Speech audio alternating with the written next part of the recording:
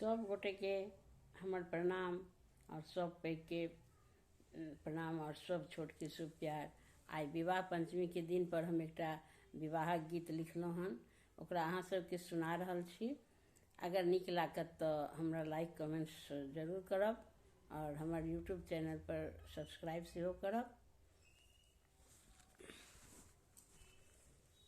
चलू देखन सखी हे जनक अंगना, चलू देखन सखी हे जनक अंगना, चलू देखन सखी हे जनक अंगना।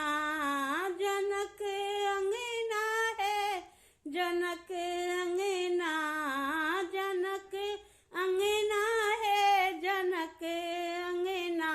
राम पाहुन बनिएला जनक अंगना, राम पाहुन बनिएला जनक अंगना, राम पाहुन बनिएला।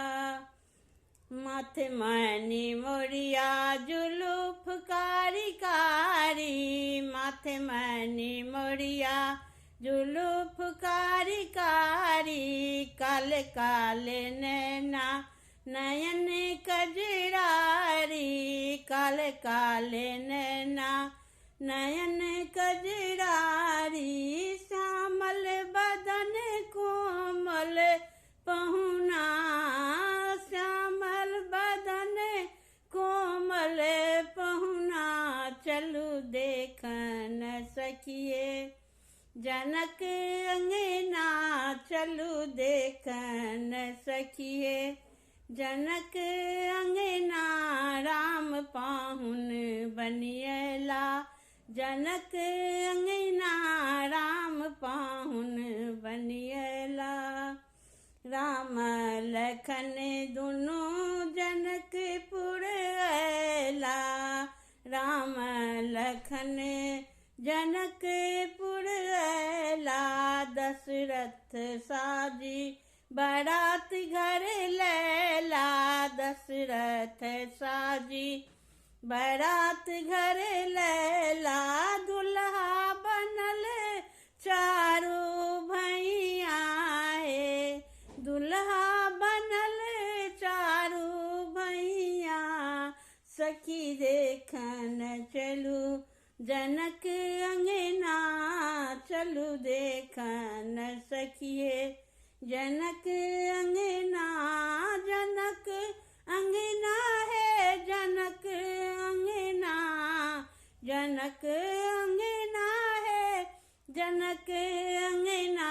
राम पाहुन बनिएला जनक अंगना, राम पाहुन बनिएला। परिछन चलली नगरी के सखिया, परिछन चलली नगरी के सखिया। बड़ देखी सबके चकित भेल अखिया, बड़ देखी सबके चकित भेल अखिया। साक्षात भगवान छथि राम पहुना सखी, साक्षात भगवान छथि राम पहुना। चलू देखन सखिए जनक अंगना, चलू देखन सखिए जनक अंगना। जनक अंगना है जनक अंगना, राम पाहुन बनिएला जनक अंगना, राम पाहुन बनिए